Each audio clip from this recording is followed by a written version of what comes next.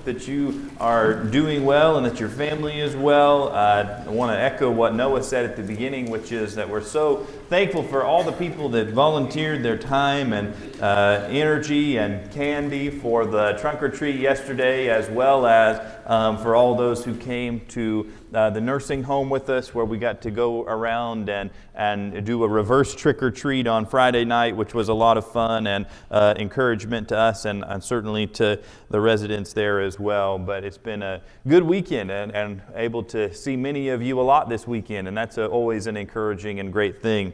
We're talking this morning about the section in the book of Isaiah that starts in Isaiah chapter 40, where basically there's been this huge buildup in Isaiah of all of this talk of judgment and consequences and punishment that is coming upon the people of Israel and the people of Judah because of their sins, because of their mistakes, because of their continued decision to rebel against God at every turn. And you remember last week, one of the things that I challenged you to think about is, what would your 39 chapters look like if God cataloged all of your sins for 39 chapters and said, here is what you deserve on account of what you have done? What would that contain? Yet, nevertheless, the Word of God in Isaiah chapter 40 comes through Isaiah to the people of Israel, looking forward to the time when they will be in Babylonian captivity. And it begins with this word of comfort in Isaiah chapter 40.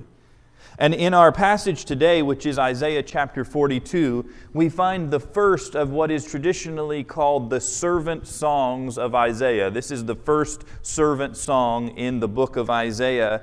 And it's a passage that's coming to us right on the heels of chapter 41, where God is contrasting who He is with the idols of the nations. And He asks this question, or He makes this statement, behold, they being all their idols, behold, idols, they're all a delusion. Their works are nothing. Their metal images are empty wind. Now, as I was reading that and thinking about our song in chapter 42, verse 1, the next verse, I couldn't help but thinking that the idols that we worship today are just as delusional as the idols that they worshiped. That they may have made things to worship out of, carved images and things like that, but we... lest we think that we do not worship things that we create and things that we have made. Our addiction to technology, for example, and to the illusion or delusion, to use the words here in verse 29 of Isaiah 41, that all technological progress is actually progress for humankind.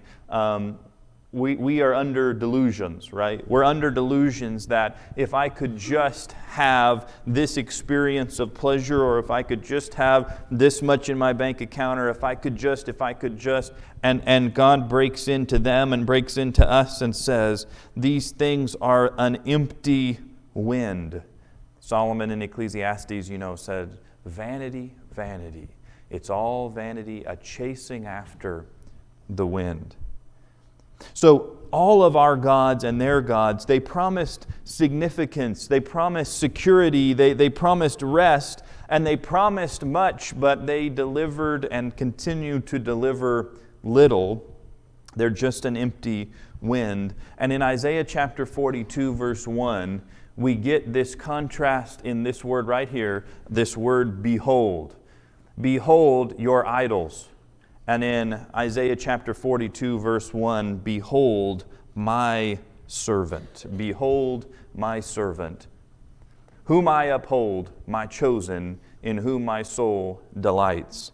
We encounter in Isaiah 42, and they would have encountered as a people that were receiving Isaiah's message, and they're in a Babylonian exile and all of this. They receive this this revelation that there's a servant that is coming who is going to, in verse 2 here, he's going to bring forth justice to the nations, or the end of verse 1, he's going to bring forth justice to the nations, that they're getting this wonderful picture of hope in this servant who is promised.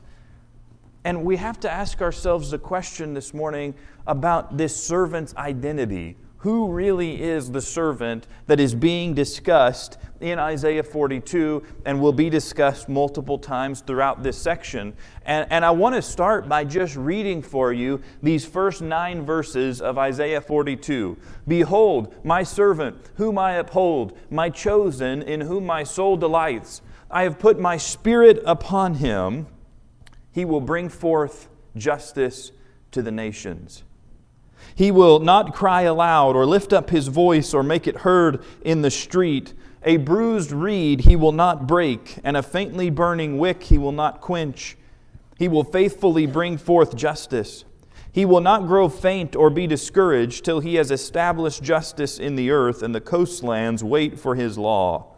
Thus says God, the Lord, who created the heavens and stretched them out, who spread out the earth and what comes from it, who gives breath to the people on it and spirit to those who walk in it. I am the Lord. I have called you in righteousness. I will take you by the hand and keep you. I will give you as a covenant for the people, a light for the nations, to open the eyes that are blind, to bring out the prisoners from the dungeon, from the prisoners, those who sit in darkness. I am the Lord, that is my name. My glory I give to no other, nor my praise to carved idols. Behold, the former things have come to pass, and new things I now declare.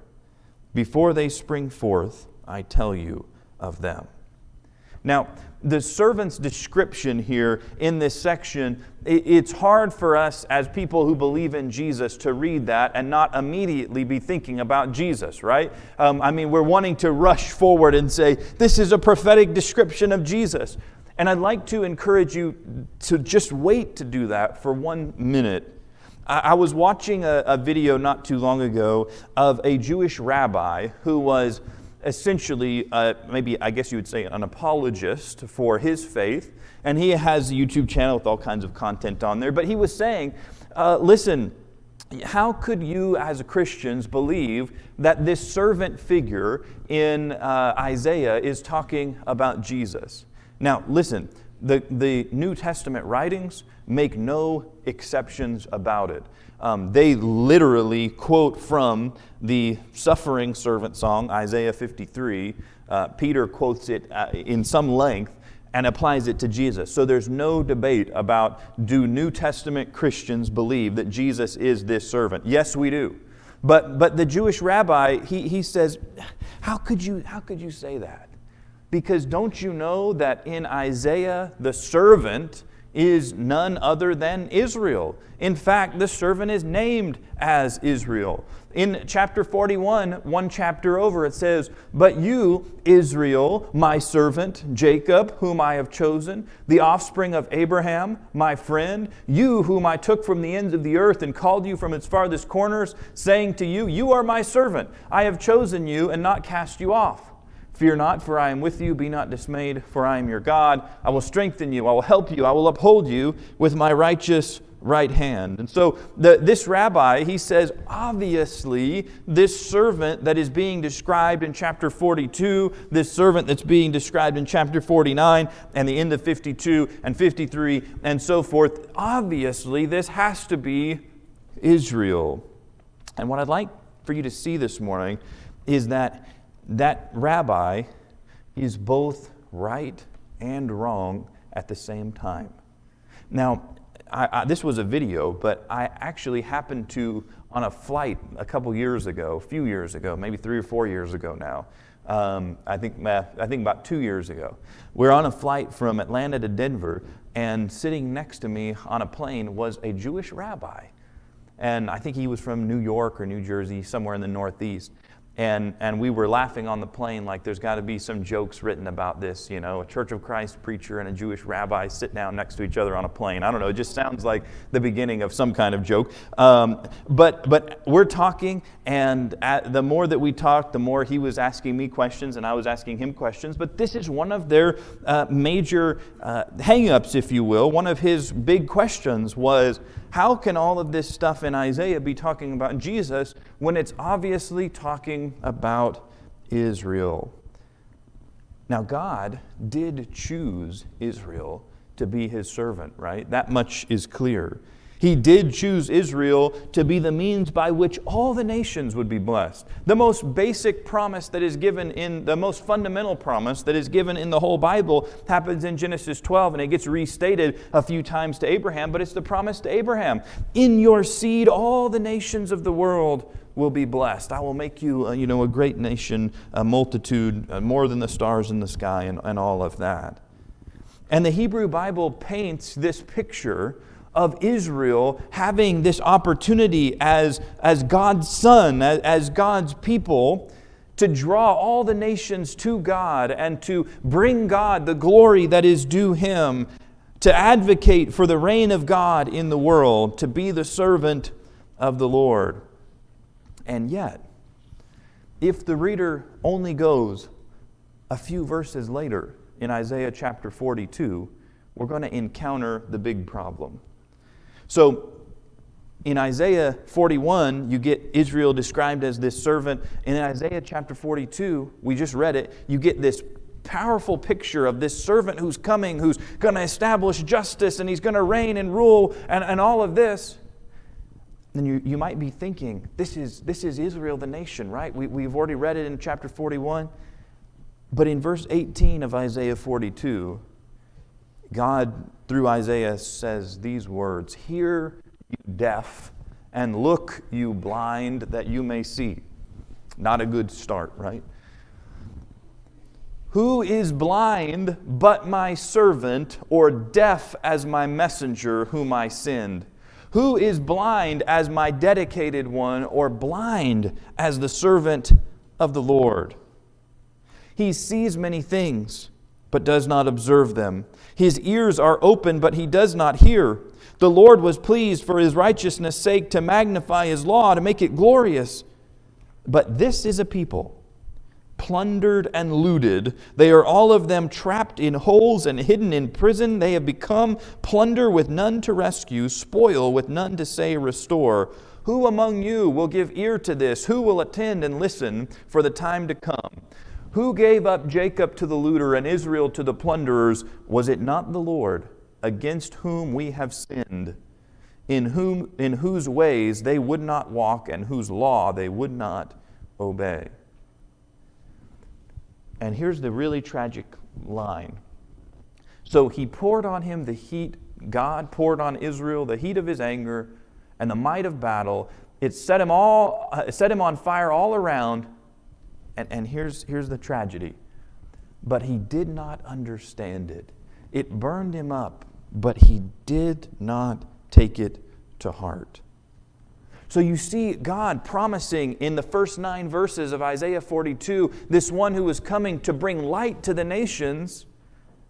And then God looks at Israel and says, "Who is blind but the one who was supposed to be my servant?"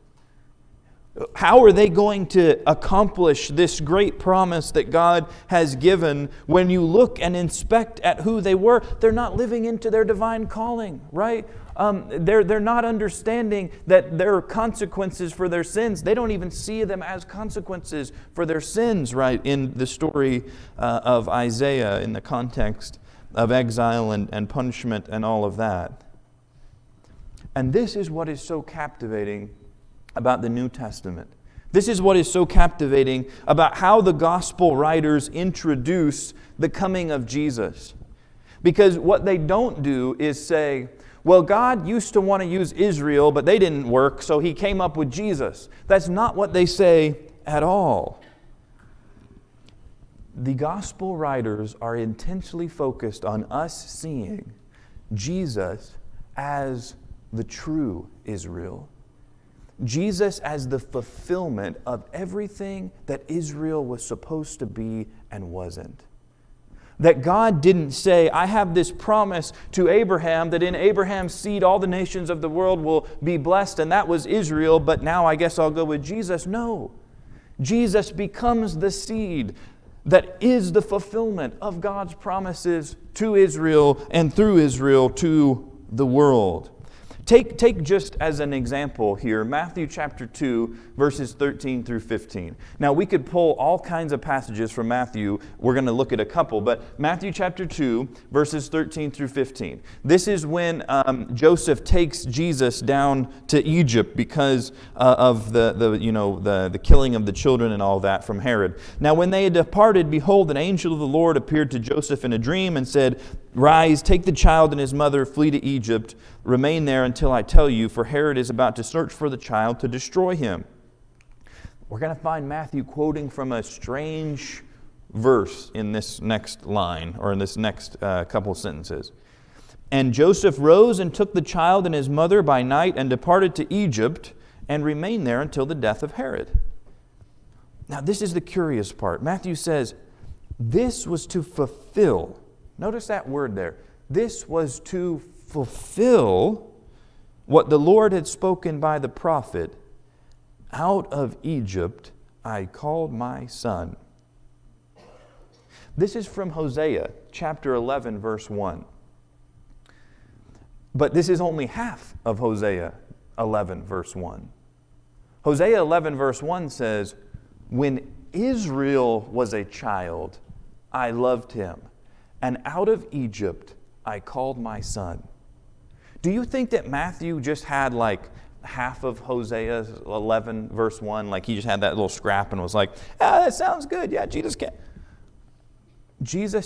Matthew is saying, Jesus is Israel.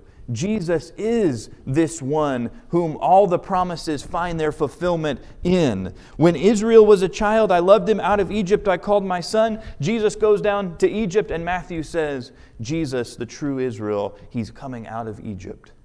And he's going to do what Israel, the nation, could not do.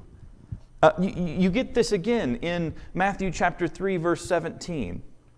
This is at Jesus' baptism. Behold, a voice from heaven said, This is my beloved Son, with whom I am well pleased. Where does that come from? Isaiah chapter 42, verse 1.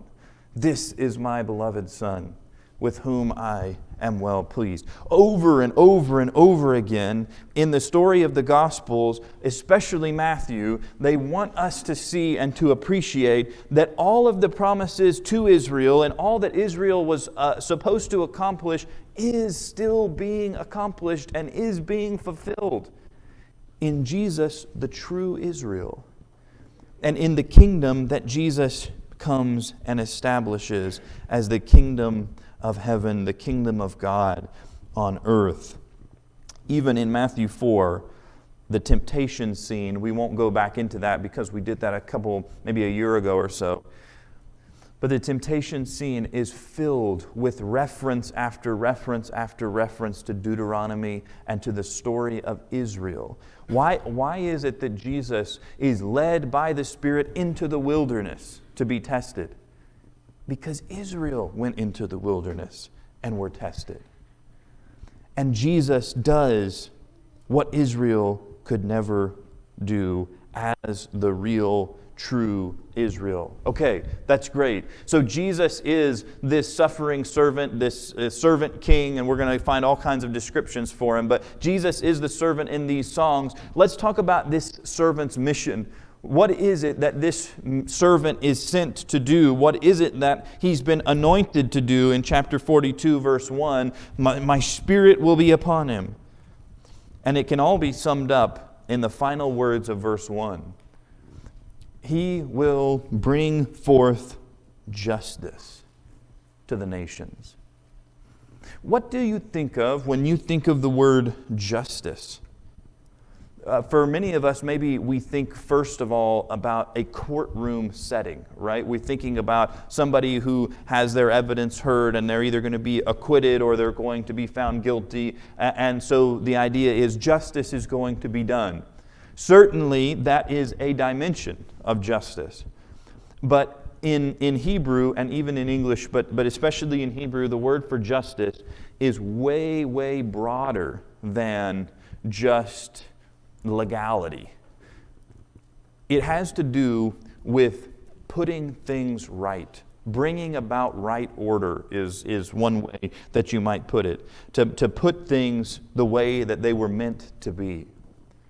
This means that when Jesus is described as bringing forth justice to the nations, it's not just about, is Jesus going to punish those who have done wrong, or is he going to, limit the amount of evil that can be done and say, evil no more will you be done here in my realm. It's about that. But that's not what it means for things to be put right in full. That's not the fullness of the scope of Jesus' mission. It's about establishing the kind of peace, the kind of security, the kind of provision, even the kind of wonder that was ours in Eden and was lost in Adam and Eve. That there is far more about the mission of this servant than just making sure wrong is not done. It is also the setting right of everything that has gone wrong because evil has come into our world. Everything that has been lost or corrupted or marred in some way will be put back to right. That is the essential mission that Isaiah provides for this servant who is coming. Verses 6 through 7 basically, play off of that and elaborate on that. He's saying, I'm going to take you by the hand and keep you. You're going to be a covenant for the people, a light for the nations. Open the eyes that are blind, to bring out the prisoners from the dungeon, from the prison, those who sit in darkness. This is a scope that is far beyond just legal, right and wrong, get everything. The blind will see, right? The captive will be set free. Those who are in bondage will be loosed. Those nations that are in darkness will be illuminated. I mean, this is really a scope that is just wonderful for us to sit and think about. But the question is, how? How will he do it? How will he accomplish his mission? And this is where Isaiah 42, verse 2, is odd. It's unusual. Because it says that this servant will bring forth justice, but he will not cry aloud or lift up his voice or make it heard in the street. He will not, in other words, establish justice through ordinary means of kings bringing justice to their kingdom. Riding in on the horse, ready to, slaughter those who oppose him and say, now this is the way. He said he won't cry out in the street. He's not going to lift up his voice or make it heard. He goes on to say he's not going to trample on anybody. A bruised reed he will not break, and a faintly burning wick he will not quench. By the way, a bruised reeds were used for various things, measuring and things like that, but a bruised or broken one, they're flimsy. And a broken one or a bruised one, it was worthless, right? It was not good for anything. Just throw the thing away. And Isaiah says, God says, that's not how my servant will operate. He's not going to see people as throwaways, even if they're bruised and broken. A faintly burning wick he will not quench. He will faithfully bring forth justice. So Jesus is going to bring forth justice in an altogether new and different way. Not by coming and establishing right order with the sword, but actually by caring for the lowly, by caring for the downtrodden, even by becoming one of them. How can this be? We'll have to wait for another song from Isaiah to really explain it to us. But for now, Isaiah leaves us bursting forth with song in Isaiah 42 and verse 10. Sing to the Lord a new song. His praise from the end of the earth. You who go down to the sea, all that fills it, the coastlands and their inhabitants. Let the desert and its cities lift up their voice. The villages that Kedar inhabits, let the inhabitants of Selah sing for joy. Let them shout from the top of the mountains. He gives this picture of all of God's people breaking forth in this new song that is played on in the book of Revelation, and we don't have time to get into all of that. But what are they doing? Let them give glory to the Lord and declare His praise in the coastlands. Why? Because the Lord has come, and the Lord has come to bring forth justice, to make things as they were always meant to be. Verses 14 through 17, which we won't read this morning, but they depict God as waiting, even restraining Himself, holding Himself back from this plan that He's had from the very beginning, from this new thing that He will declare to the people, this new servant that's coming, this covenant that is going to be established. He even uses the picture of a woman who goes into childbirth. And all of a sudden, this new child comes into the world. And God is saying, I'm ready to cry out. I'm ready for this moment to come because I'm making all things new.